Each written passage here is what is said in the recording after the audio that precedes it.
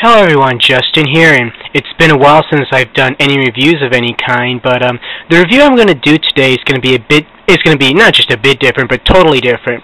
Today I review my first ever Super Sentai series, and that's Chojin Sentai Jetman.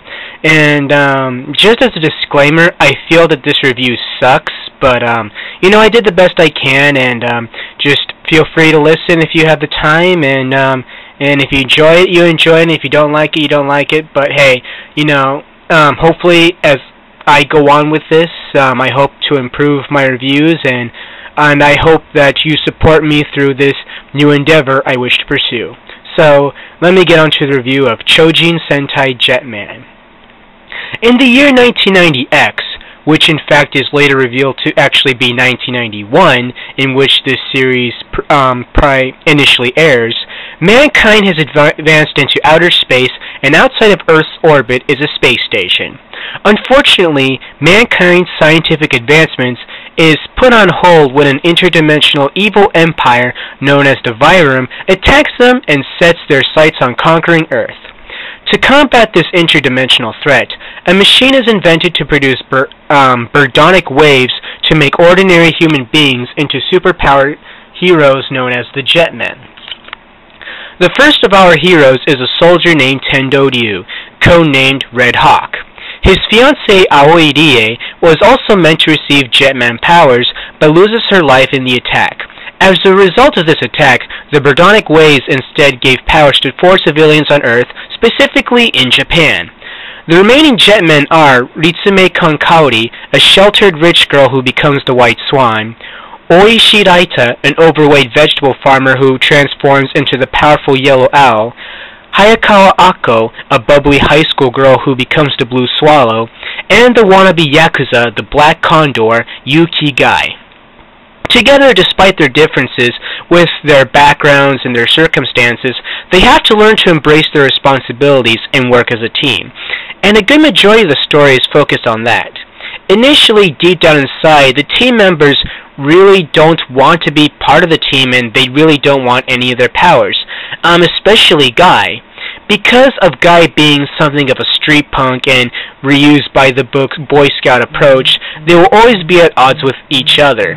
Their chemistry as rivals who are trying to develop a professional and a personal relationship is very believable and makes a good percentage of viewers attracted to how their complicated relationship will go.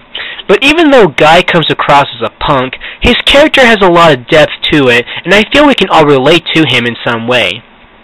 He does have realistic reasons why he doesn't want to be a Jetman, and why I feel I could never be a superhero in that sense. Yes, Spider-Man has taught us, with great power, there must always come great responsibility. But Jetman deals a lot with this too, except they don't have similar circumstances to what led them to understand this, so they have to understand this in a different kind of ongoing process. I feel that its greatest quality, in consequence, makes its greatest flaw. And I feel that Akko and Raita aren't really as emphatically central to the story. Yes, they do get their episodes centered around them, but Guy, Ryu, and of course a bit of Kaori tend to steal the show. Most of the time, Raita and Akko are mostly reduced to being comic relief characters. Raita is something of a Japanese Chris Farley, except he's not really as animated as him, and Akko is just that cute girl that you just can't help but laugh at because, well, she's cute. But they have their contributions when it counts. The Vyram I find to be very excellent villains. They come across as very threatening and are very excellent contradictions and complements to the Jetman team. Like the Jetman team, they have their own internal problems, but in their own ways they know how to use that to their advantage in a distinct way that the Jetmen really can't. They are also shown to be merciless, brutal, and at times they can also show compassion, especially Gray, who is the robot of that team. Some of the characters, of course specifically Gray, do follow certain archetypes of the villain side, such as, the honorable warrior whose only purpose is fighting. But for the show, the character really works and really makes him, developmental compared to some of the other villains. And of course, I understand that this series was influenced by Gatchaman, but since I have never seen the series upon the release of this review, of course I saw, the dub forms such as G Planet or whatever, or Battle of the G-Force or Battle of the Planets, but I really can't appropriately make that comparison to where this quality contributes to the success of Jetman and to its appeal. But anyway, going on. As for the story, it moves at a moderate pace appropriate to the 51-episode format. The internal-external problems mesh excellently well, and I feel it is approached very realistically as possible. And I feel if it weren't for Raita and Akko always, being put on the back burner and being used as mostly comic relief, I'd give the story and characters a perfect 10 out of 10. But for this, I hope we can all settle for a 9.5 out of 10 for this one. The action isn't really as acrobatic as you would see in the preceding shows after this, like Jew Ranger, Dai Ranger, and Kaku Ranger. There of course are all the backflips and that stuff, but not really as emphatic as it is in those shows. I mean, of course you got the martial arts, but you also got the weapons, the mechs, and their costumes also allow them to fly like, those glider suits that you see in the third Transformers movie at the climax. I don't know what they're called, but it's something like that.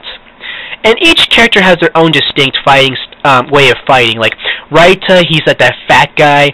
He tends to use grappling moves, in essence of pro wrestling.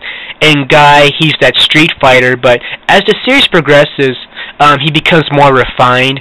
And Ryu is, of course, a well-rounded, formally trained soldier who knows how to use martial arts and all that. And Akko and Kaori tend to use speed and are more defensive with Aikido throws, especially Kaori. And usually, Pink Rangers tend to have that kind of, well, she's not really a Pink Ranger, but characters in that role tend to have that kind of fighting style. The weapons are pretty cool themselves, especially the new guns they get in the second half. I'd explain them, but it'd be a spoiler, but I feel that the guns are kind of cheap, but can't help but love the function of those guns. And the mech action is pretty cool. The Jet Icarus kind of reminds me of these Greek god statues and has this very dignified look to it. And pretty much what you see in mech action with Super Sentai, this is what you get, but the attacks are cool, and the gimmicks are cool and all that. So I'll end this part of the review of a 9 out of 10. The opening theme song is sung by Mr. Dragon Ball theme man himself, Kageyama Hironobu. The energy he brings to those songs is very much eminent in the songs of Jetman, but the lyrics aren't really as, let's say, childish. The lyrics pretty much tell the basics that the Jetmen are our heroes, and you can say it's a good cheerleading song for them if that's, if you feel that's a nice way to describe it. The background music itself relies a lot on heavy guitar riffs, especially in the darker and sadder moments. In general, the music just overall reflects the mood of the series, to the point that I'll leave it at a 10 out of 10. And Jetman overall, even long after its broadcast, still had a very strong following, and of course the sequels were very much into demand, even though the tradition, you can even say is also the standard, is that there's a new Sentai series every season. But in 1996, there was a sequel manga which I have yet to read, but I heard that it isn't officially recognized as canon. But I felt that the series, on its own, does enough to satisfy those who are interested in Sentai or anyone who chooses to watch this series. I felt the characters were all wonderfully developed and they all become attached to the viewer in their own way. I do feel what happens in the end is a little bit rushed, but certain elements in the last episode gives you the idea of how the series comes to the end of the way it does. For those who have watched episode 28 of Gokaiger without seeing this series, I'm sure the series is spoiled for you to a very significant degree, but I still say watch this series. If you've seen Gokaiger, of course, especially that episode. After watching Jetman, I understand that episode of Gokaiger 10 times more now, but I can go on, but anyway, all I can say is watch this series because I'm giving it an overall score of a 9.5 out of 10.